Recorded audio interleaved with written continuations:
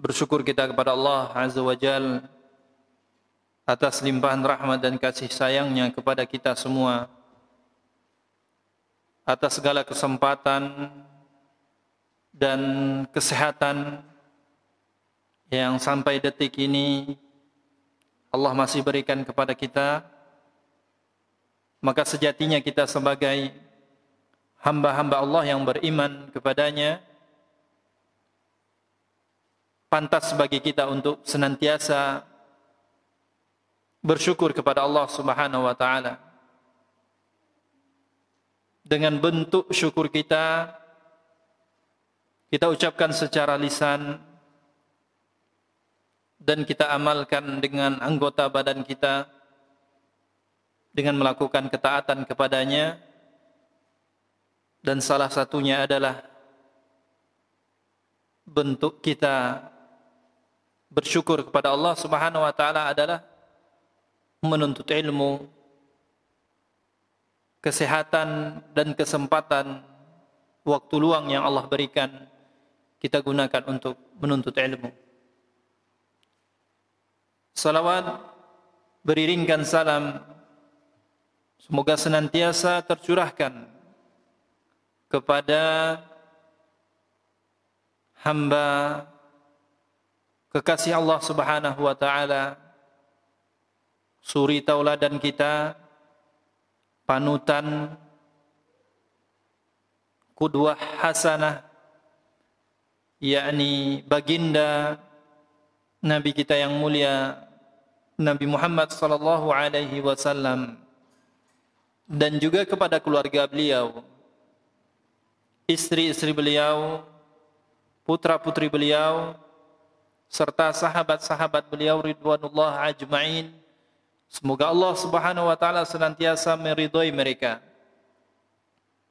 serta kepada kaum muslimin dan muslimat yang senantiasa berusaha mengamalkan apa yang menjadi petunjuk dari Nabi kita yang mulia Nabi Muhammad sallallahu alaihi wasallam, berupa hadis-hadisnya dan wahyu yang diwahyukan kepadanya, yaitu Al-Quran Al-Karim yang menjadi pedoman kehidupan kita sampai datangnya hari kiamat nanti. Kaum muslimin wal muslimat, a'azzanallahu wa iyyakum jami'an. Pada kesempatan yang mulia ini kita membahas sebuah risalah, tulisan yang dikarang oleh guru kita Syekh Aunu Rafiq bin Ghufran LC, atau yang lebih kita kenal dengan Ustadz Aunur Rafiq, yang mana beliau adalah seorang da'i, seorang ustadz yang sudah banyak memberikan pencerahan kepada umat, menjelaskan kepada kita semua tentang ilmu, tentang manhaj yang benar, dan semoga Allah Subhanahu wa taala senantiasa memberkahi ilmu beliau, memberkahi umur beliau, dan semoga Allah Subhanahu wa taala menjadikan beliau orang yang bermanfaat bagi umat. Kaum muslimin wal muslimat, a'azzanallahu wa iyyakum jami'an. Beliau menulis sebuah kitab yang berjudul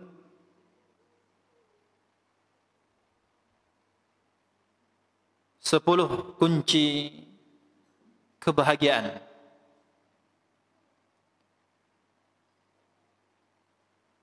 Beliau menukil firman Allah Subhanahu wa taala di dalam surat Al-Ahzab ayat 35.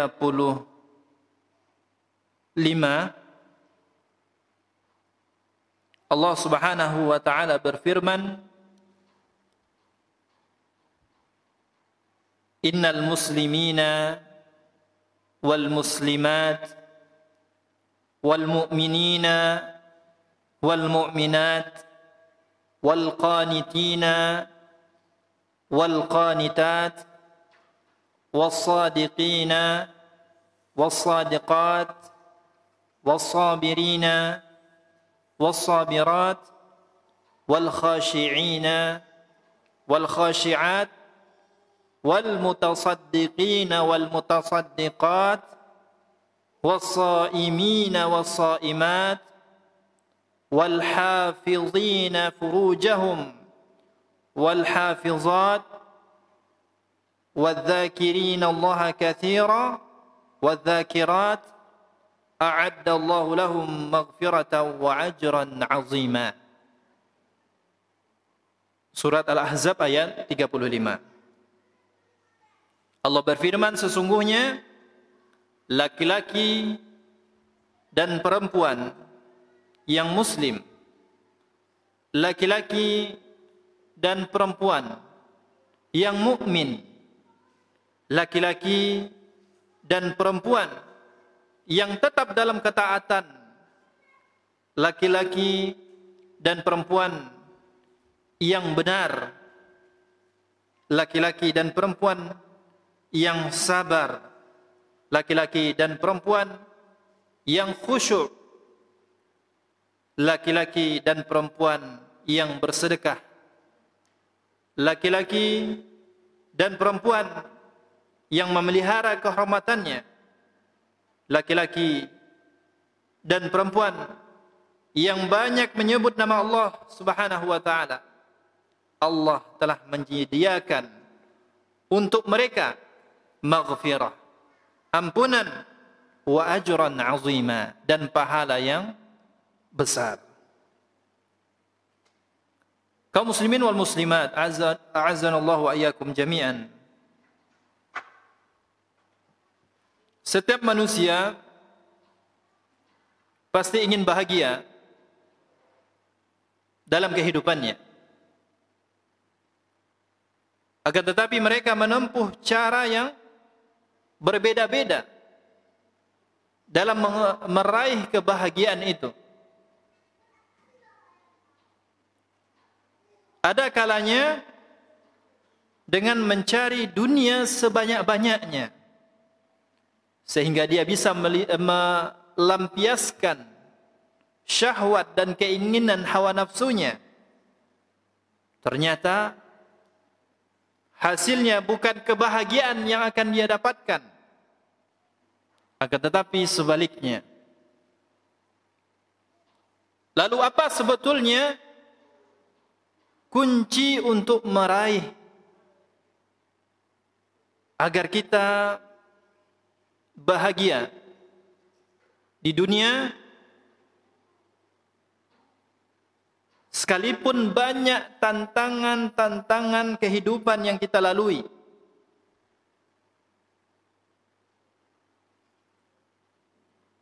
Dan juga bahagia di akhirat kelak. Kaum muslimat yang dimuliakan Allah Subhanahu wa taala, para pendengar yang dirahmati oleh Allah Subhanahu wa taala,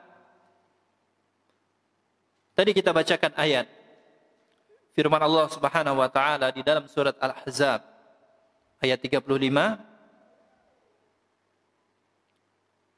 Dan kita mengetahui bahwasannya turunnya ayat Al-Quran ada dua macam.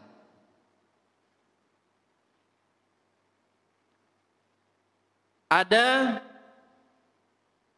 ayat Al-Quran yang turunnya ibtidai.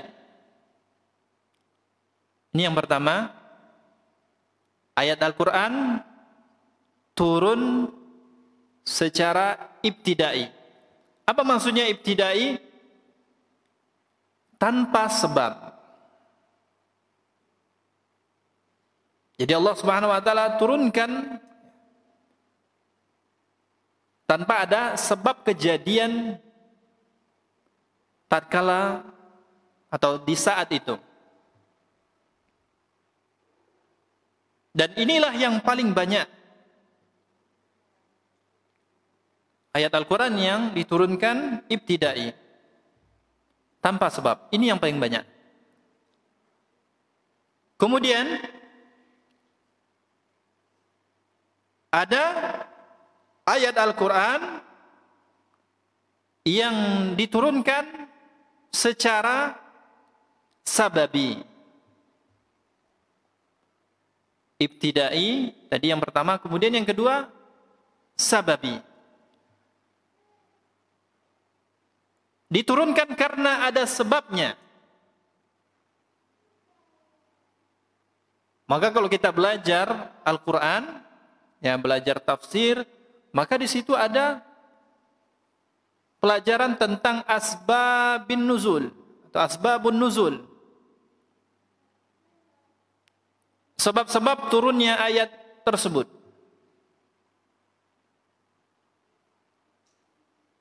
Nah, ayat yang kita bacakan tadi, surat Al-Ahzab ayat 35, ini ada sebabnya.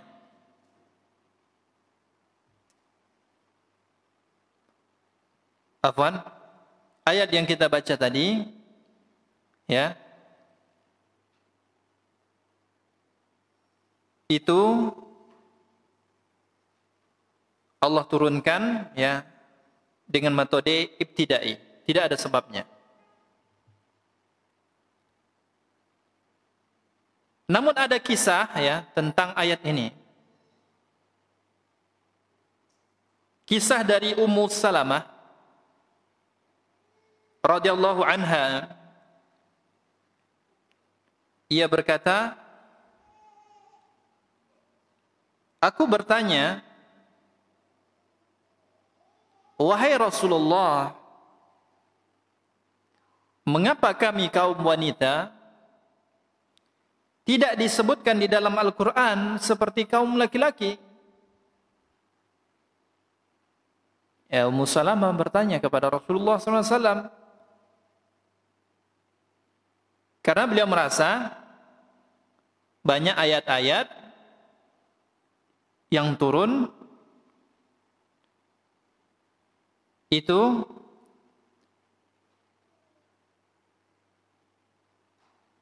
yang banyak domirnya di situ, pemakaian kata gantinya adalah kata ganti laki-laki.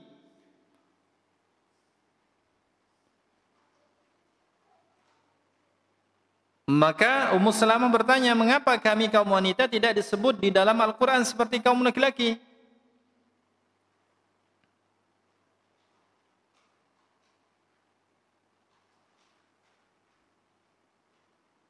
Kemudian,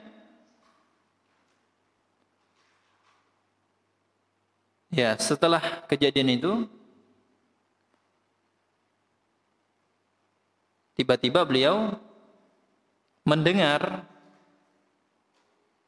ya, ketika itu Nabi naik mimbar, kemudian beliau mendengar khutbah Rasulullah SAW.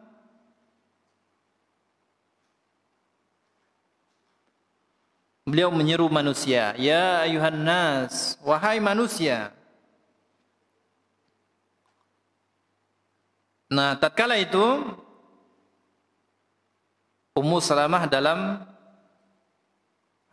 keadaan sedang menyisir rambutnya. Kemudian beliau mendengar seruan seperti itu. Kemudian beliau gulung lagi rambutnya, beliau ikat lagi. kemudian beliau dekati pintu, kemudian beliau mendengar, ya, mendekatkan pendengarannya di sisi pelepah kurma. Kemudian Nabi SAW membacakan ayat, artinya beliau mendengar Nabi SAW membacakan ayat surat Al-Ahzab ayat 35 tadi. Di situ disebutkan, ya, laki-laki, ya, perempuan yang beriman, laki-laki perempuan yang bersedekah dan seterusnya.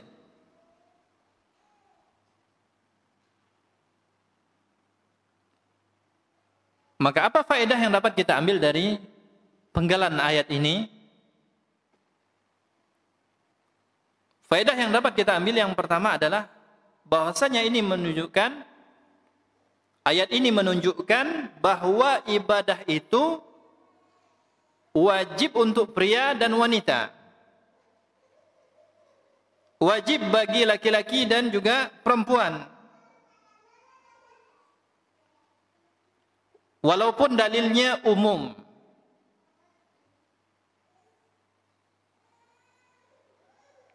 Karena ada kaidah tafsir yang mengatakan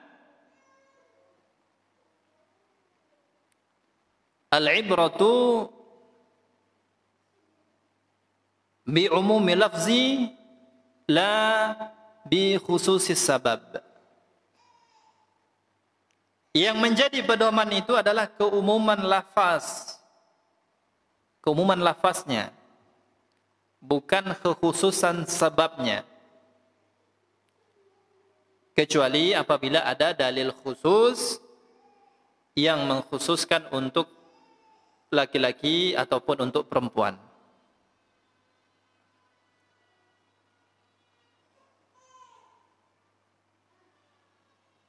Kaum muslimin wal muslimat yang dimuliakan Allah Subhanahu wa taala.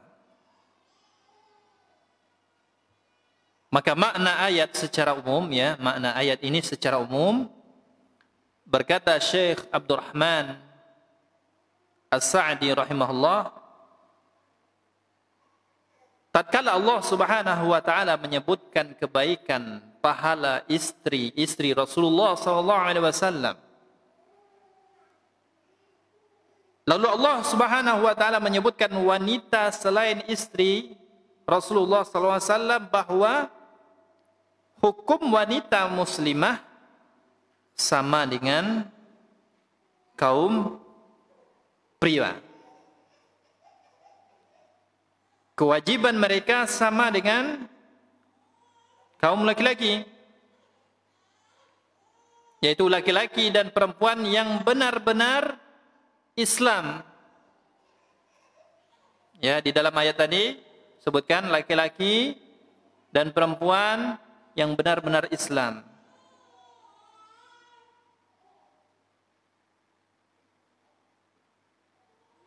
Dan ditegaskan bahwasanya laki-laki dan perempuan yang benar-benar Islam dengan apa? Dengan mengamalkan amalan yang tampak. Apa amalan yang tampak? Seperti salat, puasa, mengeluarkan zakat, berhaji, ya. Ini adalah amalan yang tampak.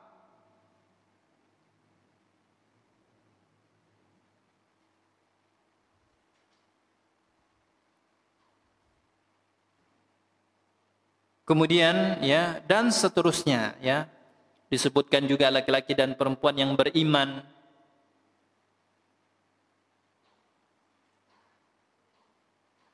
Nah, tatkala seseorang mengamalkan ayat ini, maka apa yang mereka dapatkan? Yang mereka dapatkan adalah pengampunan dari Allah Subhanahu wa taala, maghfirah. Kemudian juga Allah Subhanahu wa taala beri pahala yang sangat besar yang mungkin tidak terlintas dalam pikiran-pikiran kita. Dan juga belum pernah dilihat dan didengar oleh kita apa balasan yang akan Allah berikan. Kaum muslimin wal muslimat, azanallahu wa iyyakum jami'an. Kemudian ayat di atas juga menjelaskan kepada kita bahwasannya ada 10 kunci kebahagiaan manusia dari ayat tersebut. Dan barang siapa yang berpegang kepadanya, dijauhkan ia dari neraka dan dimasukkan ia ke dalam surga Allah Subhanahu wa taala. Maka ini adalah sebuah kebahagiaan yang hakiki. Kebahagiaan yang sesungguhnya tatkala seorang hamba dijauhkan dari neraka dan dimasukkan ke dalam surga Allah Subhanahu wa taala. Maka kunci yang pertama yang disebutkan Allah Subhanahu wa taala di dalam surat Al-Ahzab ini, Allah katakan innal muslimina wal muslimat. Sesungguhnya laki-laki dan perempuan yang muslim, yang beragama Islam.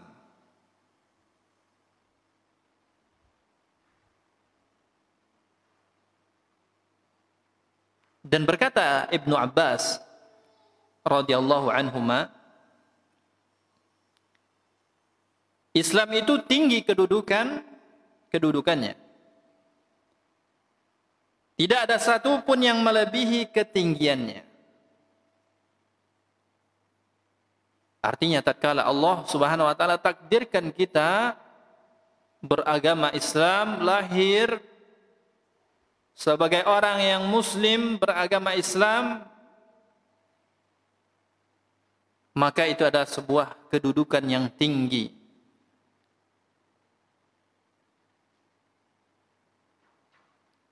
Kemudian mualif, pengarang menjelaskan tentang makna muslim. Apa itu muslim? Muslim ialah orang yang beragama Islam, mengilmui dan mengamalkan Al-Quran dan hadis yang sahih dengan pemahaman para sahabat dan pengikutnya yang setia. Ini makna Islam yang sesungguhnya.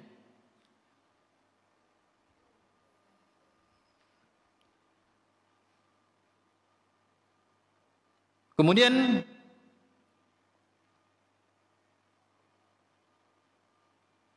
Islam itu sendiri adalah amalan yang tampak.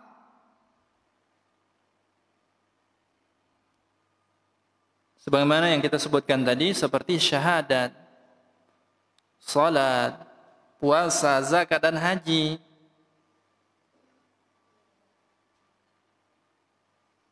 Dan ini Rasulullah SAW sampaikan tatkala ditanya oleh Jibril, ma huwal Islam? Apa itu Islam? Maka Nabi SAW menjawab, Al-Islamu an tashhada an la ilaha illallah. Islam itu adalah bersyahadat bahwasanya Allah adalah zat yang berhak disembah. Wa anna Muhammadar Rasulullah, dan Muhammad adalah utusan Allah. Wa iqamis shalah, mendirikan salat. Wa ita'uz zakah, dan mengeluarkan zakat. Wa shaumi Ramadan, dan puasa Ramadan. Wal hajjil bait, dan haji ke Baitullah. Maka Islam itu adalah amalan yang tampak. Amalan zahir itulah Islam. Nah, tatkala seseorang tidak mau salat, tidak mau puasa, maka bisa dipertanyakan keislamannya.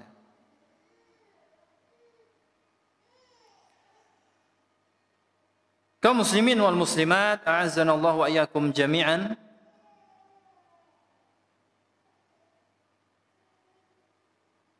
Dan mana Islam yang secara luas adalah semua kebaikan, ya, yang tampak, seperti memberikan makanan, itulah Islam. Bersilaturahmi, menjalin tali persaudaraan, hubungan kekerabatan, itulah Islam. Memuliakan tamu, memuliakan tetangga, itulah Islam.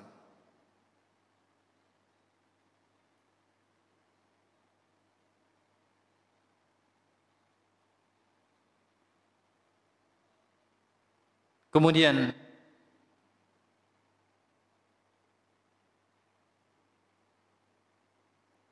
Rasulullah SAW sering mengibaratkan, ya, orang Islam itu adalah yang seperti ini, seperti ini. Salah satu contoh sabda beliau adalah hadis yang diriwayatkan oleh Imam Al-Bukhari dari sahabat Abu Musa radhiyallahu anhu. Ketika sahabat bertanya tentang amalan Islam yang paling mulia, maka Nabi sallallahu alaihi wasallam menyampaikan, man salimal muslimuna min lisanihi wa yadihi. Orang muslim itu yang menjaga lisan dan tangannya tidak mengganggu orang lain.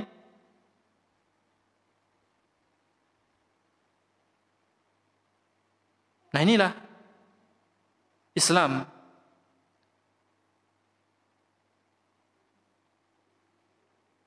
Nah, kaum muslimin dan muslimah yang melaksanakan amalan Islam yang mulia ini, ia akan bahagia di dunia sekalipun banyak ujian dan cobaan yang dia rasakan.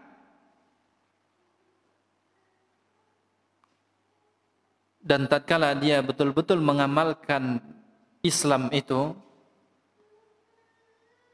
kelak ia akan diampuni dosa-dosanya dan dimasukkan ke dalam surga Allah Subhanahu wa ta'ala. Ini kunci yang pertama. Seseorang muslim yang benar-benar, yang betul-betul mengamalkan agama Islam itu sendiri. Ini kunci pertama agar kita mendapatkan kebahagiaan. Kemudian kunci yang kedua, Allah Subhanahu wa taala berfirman, wal mu'minina wal mu'minat. Laki-laki dan perempuan yang beriman. Ini kunci yang kedua. Laki-laki dan perempuan yang beriman. Dan Imam Ibnu Katsir rahimahullah mengatakan bahwa ayat ini menunjukkan bahwa iman itu berbeda dengan Islam.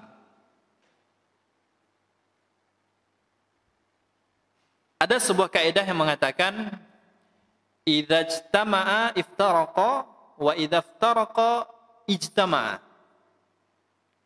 Apabila tatkala dia disebutkan di dalam konteks yang sama, ya, maka itu maknanya berbeda. Dan apabila dia disebutkan di dalam konteks yang berbeda, maka itu maknanya berbeda. Nah, di sini ya, di ayat ini disebutkan tadi al-muslimun al-muslimat, kemudian al-mu'minina wal-mu'minat. Ya. Laki-laki dan perempuan muslim dan laki-laki dan perempuan yang beriman.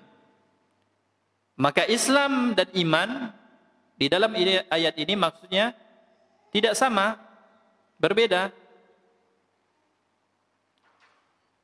Nah, apabila disebutkan secara terpisah dia,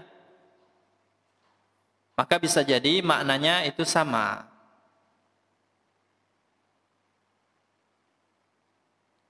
Ya. Artinya iman di sini itu maknanya lebih khusus.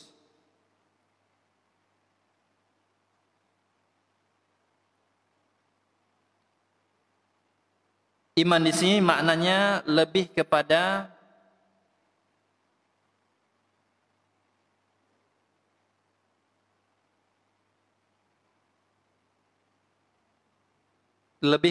amalan hati.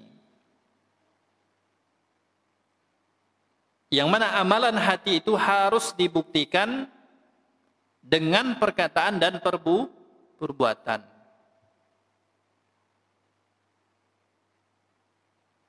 Sebagaimana firman Allah Subhanahu wa taala yang berbunyi qalatil a'rabu amanna qul lam tu'minu walakin qulu aslamna wa lam yadkhulil imanu fi qulubikum. Orang-orang Badui, ya, orang-orang Arab Badui itu berkata, kami telah beriman. Mereka mengaku kami telah beriman.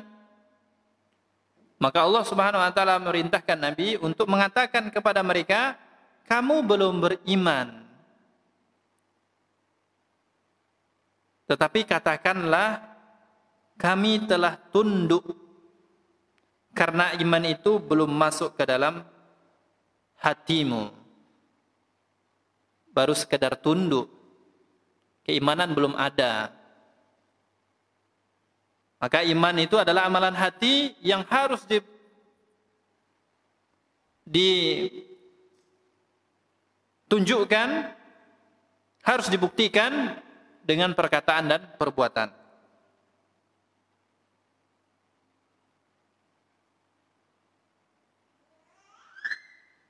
Dan kaum muslimin yang dimuliakan Allah Subhanahu wa taala,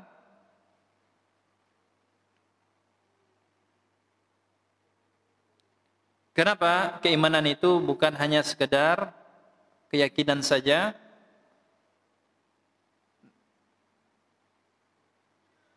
namun harus juga diikrarkan, jadi nyatakan secara lisan dan juga diamalkan oleh anggota badan. Sebagaimana sabda Rasulullah SAW, al-imanu bid'un wa sab'una atau bid'un wa sittuna syu'bah.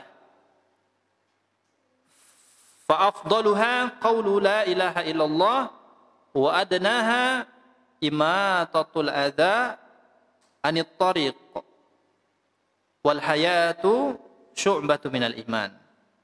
Iman itu mempunyai 71 cabang atau 61 cabang, dan cabang yang paling utama adalah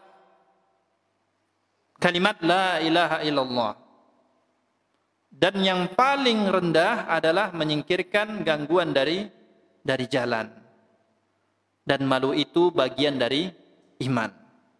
Lihat bagaimana Nabi SAW menyampaikan bahwasannya keimanan itu bukan hanya sekedar keyakinan, namun harus dibuktikan dengan perkataan.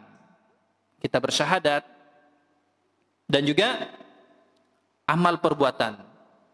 Ya, salah satu bentuk iman yang paling rendah adalah menyingkirkan gangguan dari jalan. Nah, kaum muslimin yang dimuliakan Allah Subhanahu wa taala,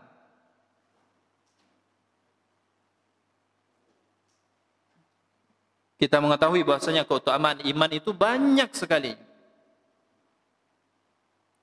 Ya, di antaranya apa? Tatkala iman sudah menancap ke dalam dada seseorang, maka ia merasa dirinya akan senantiasa diawasi oleh Allah Subhanahu wa taala.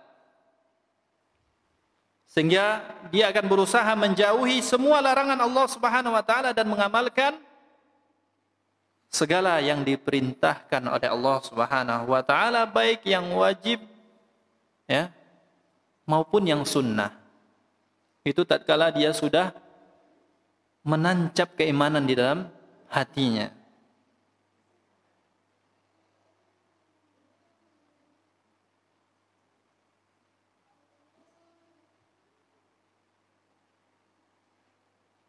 Dan sebaliknya, orang yang berbuat maksiat kepada Allah, melanggar larangan Allah Subhanahu wa taala, kalau seandainya imannya kepada Allah masih kuat, maka tentu dia tidak akan melakukan kemaksiatan.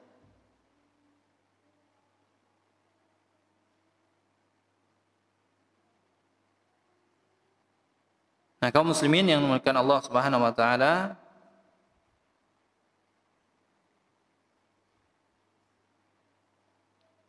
jadi dapat kita kesimpulkan bahwasannya sumber semua kemaksiatan, dosa seperti kufur, berbuat syirik, melakukan perbuatan bid'ah, dan kemaksiatan-kemaksiatan lainnya, itu dikarenakan lemahnya iman, atau bisa jadi hilangnya keimanan di dalam dirinya. Dan sebaliknya, seseorang yang kuat dan semangat dalam beribadah, sehingga ia menjadi orang yang bahagia, itu karena kuatnya imannya kepada Allah Subhanahu wa taala, dan karena ia mengikuti Nabi sallallahu alaihi wasallam. Maka kunci yang kedua adalah keimanan. Tatkala seseorang kuat imannya, maka dia akan merasakan kebahagiaan di dalam kehidupannya. Dia tidak akan merasakan kekhawatiran, karena dia yakin bahwasanya ada Allah Subhanahu wa taala. Ada zat yang senantiasa menolong dan menjaga dirinya. Kaum muslimin wal muslimat, a'azzanallahu wa iyyakum jami'an. Kemudian kunci yang ketiga. Yang ketiga adalah kunut. Apa maksudnya kunut? Ya, firman Allah Subhanahu wa taala, wal qanitina wal qanitat.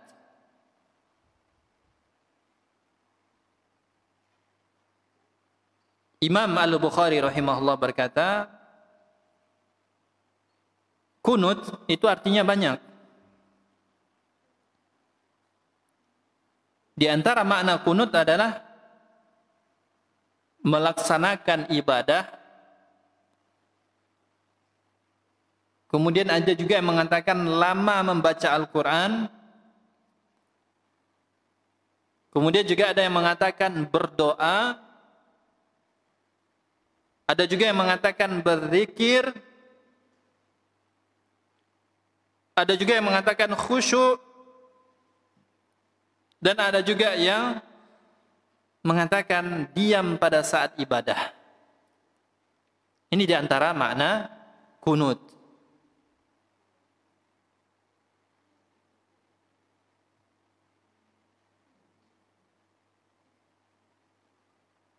Ini di antara makna kunut. Maka dalam ayat ini, ya, maksudnya adalah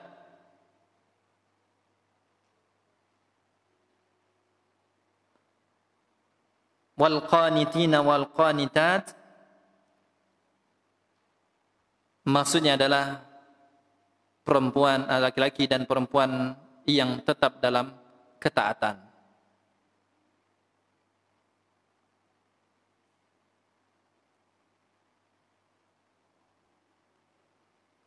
Kaum muslimin wal muslimat yang dimuliakan Allah Subhanahu wa taala. Maka setelah kita tahu maknanya adalah senantiasa dalam ketaatan, maka kunut ini hukumnya wajib. Wajib kita untuk berusaha dalam ketaatan kepada Allah Subhanahu wa taala. Karena taat adalah sifat orang muslim dan muslimah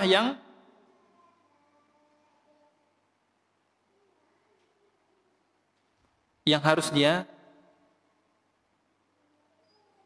lakukan.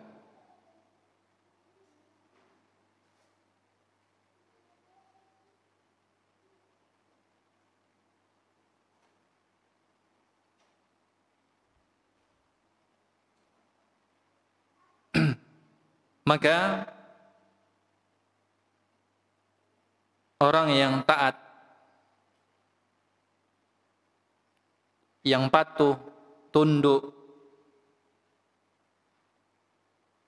senantiasa menjalankan ibadah dengan ikhlas kepada Allah Subhanahu wa taala dan mengikuti sunnah Rasulullah sallallahu alaihi wasallam, menundukkan diri kepada Allah Subhanahu wa taala dan mengerjakan salat, membaca Al-Qur'an, berdoa dan berzikir pagi dan petang, dia akan memperoleh kebahagiaan baik di dunia maupun di akhirat. Maka kunci yang ketiga adalah kunut. Taat, patuh, tunduk kepada Allah Subhanahu wa ta'ala, maka niscaya kita akan mendapatkan kebahagiaan di dunia maupun di akhirat. Kemudian yang keempat, kunci yang keempat adalah untuk mendapatkan kebahagiaan. Firman Allah Subhanahu wa ta'ala, as-sadiqina was-sadiqat, laki-laki dan wanita yang benar, yang jujur.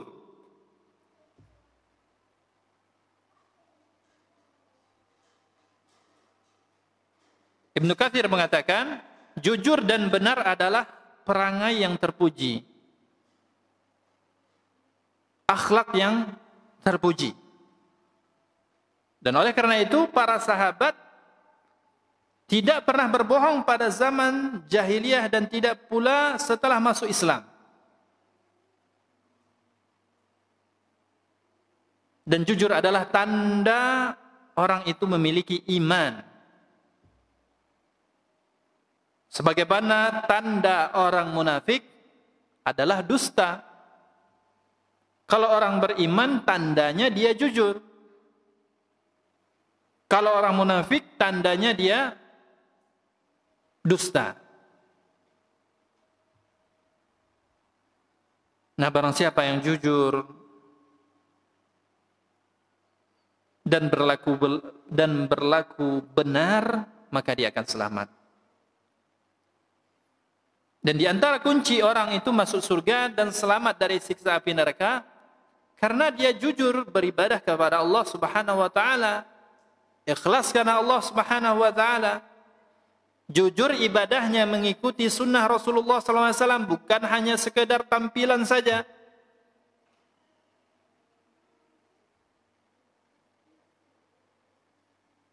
Jujur dia tatkala bermuamalah dengan manusia. Jika dia berdagang, maka dia tidak mengurangi timbangan ataupun melebihi timbangan.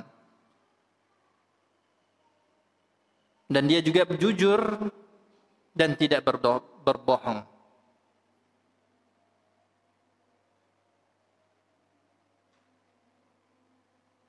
Maka orang yang jujur, dia akan mendapatkan kebahagiaan baik di dunia maupun di akhirat.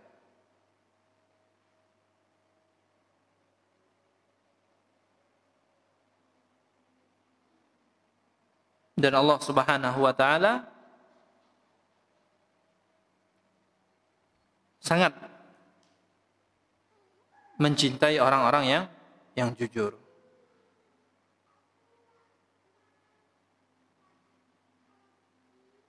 Ini kunci yang keempat adalah bersikap jujur, maka kita akan mendapatkan kebahagiaan baik di dunia maupun di akhirat. Kemudian yang kelima, firman Allah Subhanahu wa taala, "As-sabirin was-sabirat." Laki-laki dan perempuan yang sabar. Ini kunci kebahagiaan yang kelima adalah bersabar ketika dilanda musibah. Bersabar tatkala beramal saleh, melakukan kebaikan, melakukan ibadah kepada Allah, kita bersabar. Dan juga bersabar meninggalkan larangan Allah Subhanahu wa taala.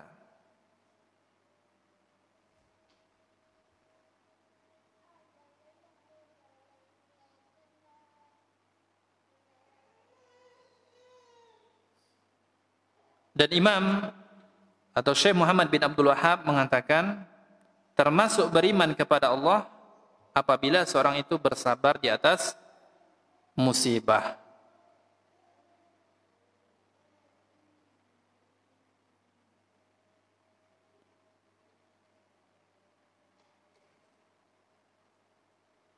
Dan orang yang tidak bersabar dan putus asa,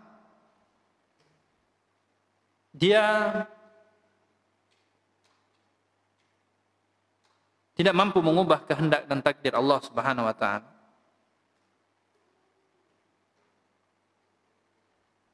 Tatkala seseorang itu tidak sabar, yang dia dapatkan adalah pasti kerugian dan celaka.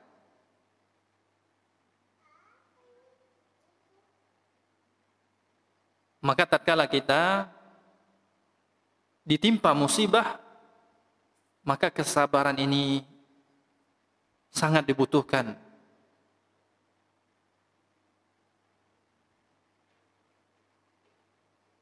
Maka kunci kebahagiaan yang kelima adalah bersabar.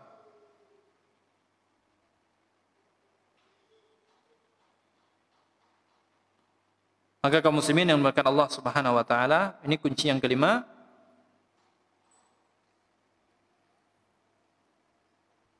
Baik, alhamdulillah wassalatu wassalamu ala Rasulillah wa ala alihi wa ashabihi wa mawala. Kemudian kunci kebahagiaan yang keenam adalah firman Allah Subhanahu wa taala yang berbunyi al-khashi'ina wal khashi'at. Laki-laki dan wanita yang khusyuk.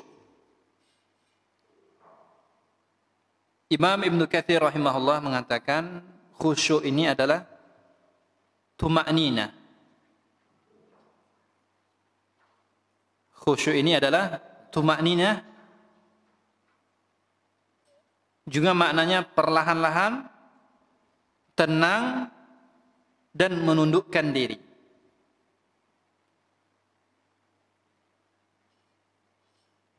Kenapa seseorang bisa menghadirkan khusyuk dalam ibadahnya? Karena dia merasa takut kepada Allah dan juga merasa diawasi oleh Allah Subhanahu wa taala. Maka muncullah rasa khusyuk, tenang.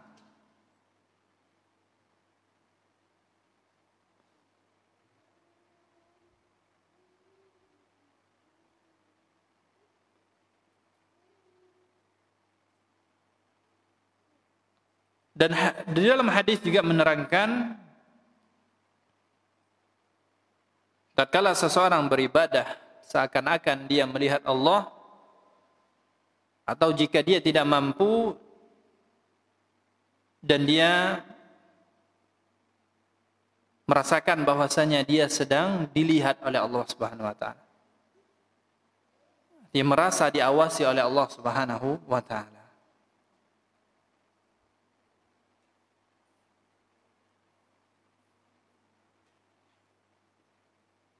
Dan khusyuk adalah temannya tawadhu'. Tidaklah orang yang beribadah kepada Allah Subhanahu wa taala dengan khusyuk, melainkan dia tawadhu' dan merendahkan diri dan berlaku lemah lembut kepada sesama orang yang beriman.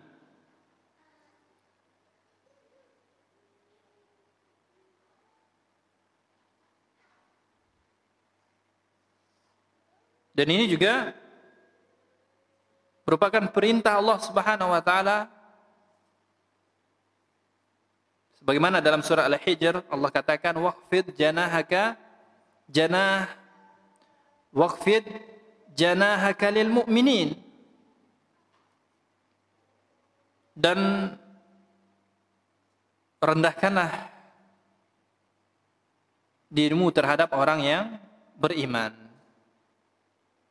Tawadhu'. Jadi khusyuk itu temannya adalah tawadhu'. Seseorang yang khusyuk beribadahnya, ya pasti dia tawadhu'.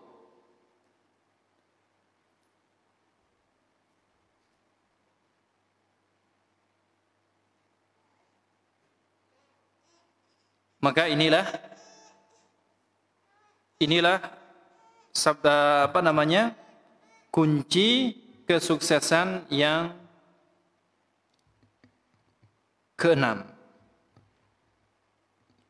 Kemudian yang ketujuh, kaum muslimin yang dimuliakan Allah Subhanahu wa taala, kunci yang ketujuh adalah sedekah. Kita tahu bahwasanya sedekah ini keutamaannya sangat banyak sekali. Allah Subhanahu wa taala berfirman, "Wal mutasaddiqina wal mutasaddiqat." Laki-laki dan perempuan yang bersedekah.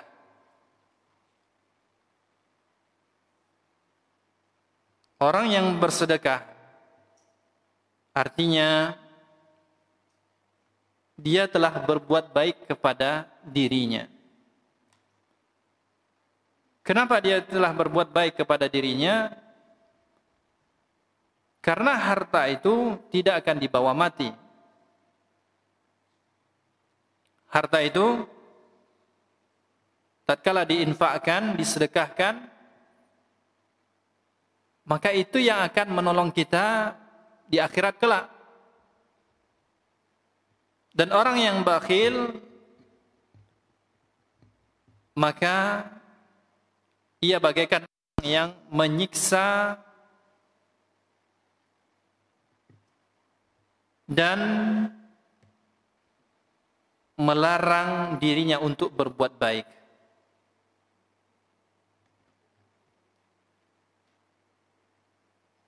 Maka kunci kebahagiaan yang ketujuh adalah bersedekah. Karena bersedekah itu dapat mendatangkan kebahagiaan nanti di akhirat kelak dan juga tidak akan mengurangi harta seseorang.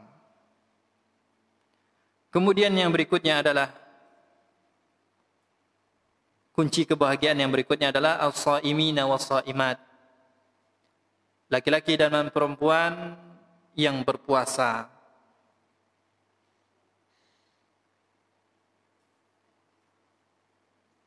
Kita tahu bagaimana keutamaan berpuasa.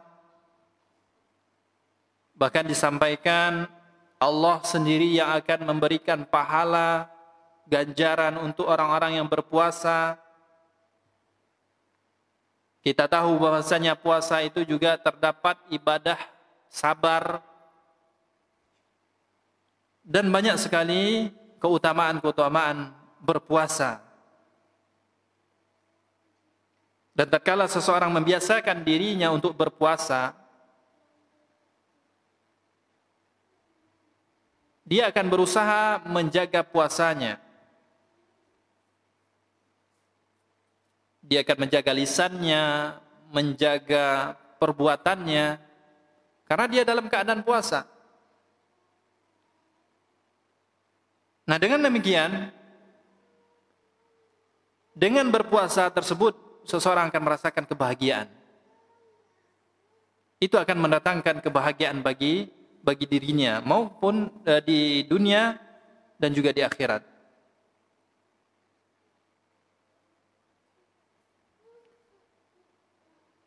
Kemudian yang berikutnya, yang ke-9, kunci yang ke-9 adalah wal hafizina furujahum wal hafizat. Laki-laki dan perempuan yang menjaga kemaluannya.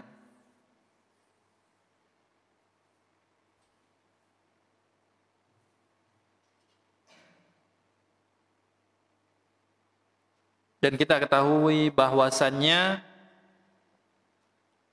syahwat merupakan karunia Allah Subhanahu wa taala.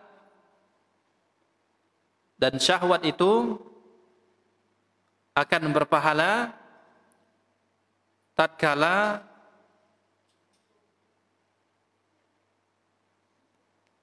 dipergunakan atau dilaksanakan, dilakukan sesuai dengan perintah Allah Subhanahu wa taala. Nah, tatkala tidak sesuai dengan perintah Allah Subhanahu wa taala, maka itu akan mendatangkan kesengsaraan. Maka tatkala seseorang wanita dan laki-laki yang menjaga kemaluannya, maka ia dalam keadaan baik dan juga merasakan kebahagiaan di dalam kehidupannya. Adapun orang yang tidak menjaga kemaluannya, dia akan diliputi dengan rasa was-was, rasa takut, rasa cemas. Lihat orang-orang yang berzina.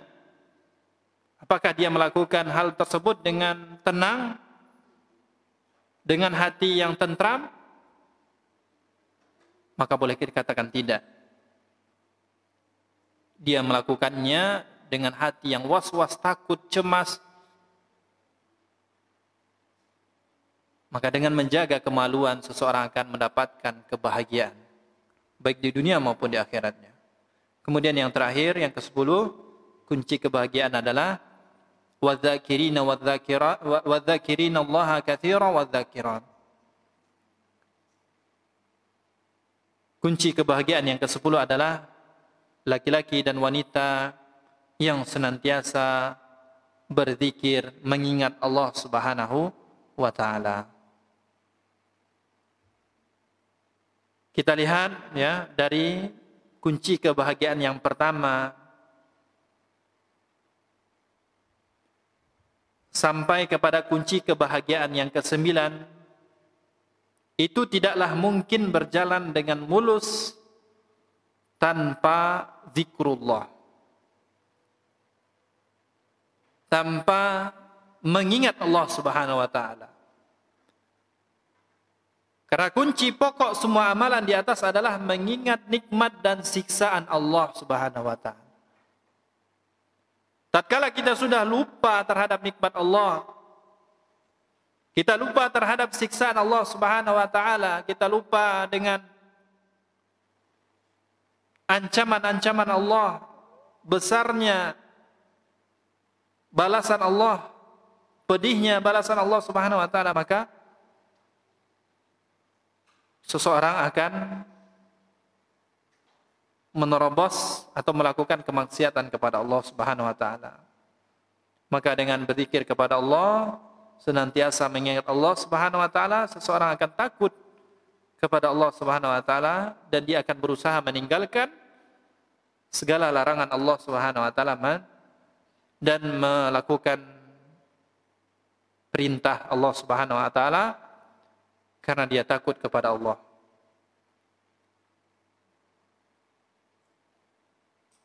Dan kita tahu juga bagaimana keutamaan zikir kepada Allah Subhanahu wa taala. Di dalam hadis ada 2 kalimat saja yang kita bacakan itu dapat memberatkan amalan atau memberatkan timbangan kita di yaumil hisab nanti. Maka kaum muslimin yang dimuliakan Allah Subhanahu wa taala, maka barang siapa yang memiliki sifat-sifat yang 10 ini, Allah akan menunaikan janjinya sebagaimana pada akhir ayat ini Allah katakan, a'addallahu lahu maghfiratan wa ajran 'azima. Allah Subhanahu wa taala akan menyediakan untuknya ampunan dan pahala yang besar. Maka tatkala seseorang berusaha untuk memiliki sifat-sifat yang 10 ini, maka insyaallah dia akan merasakan kebahagiaan baik di dunianya maupun di akhiratnya. Demikian yang dapat kita bahas pada kesempatan yang mulia ini. Mudah-mudahan bermanfaat. Semoga Allah Subhanahu wa taala menjadikan kita orang-orang yang bahagia baik di dunia maupun di akhirat, dan semoga Allah Subhanahu wa taala berikan taufik kepada kita untuk berusaha memiliki sifat-sifat yang 10 ini, dan Allah Subhanahu wa taala senantiasa menjaga keistiqomahan kita dalam menjadi hamba-hambanya yang taat. Demikian kita tutup dengan doa kafaratul majlis. Subhanakallahumma wa bihamdika asyhadu an la ilaha illa anta astaghfiruka wa atubu ilaik. Assalamualaikum warahmatullahi wabarakatuh.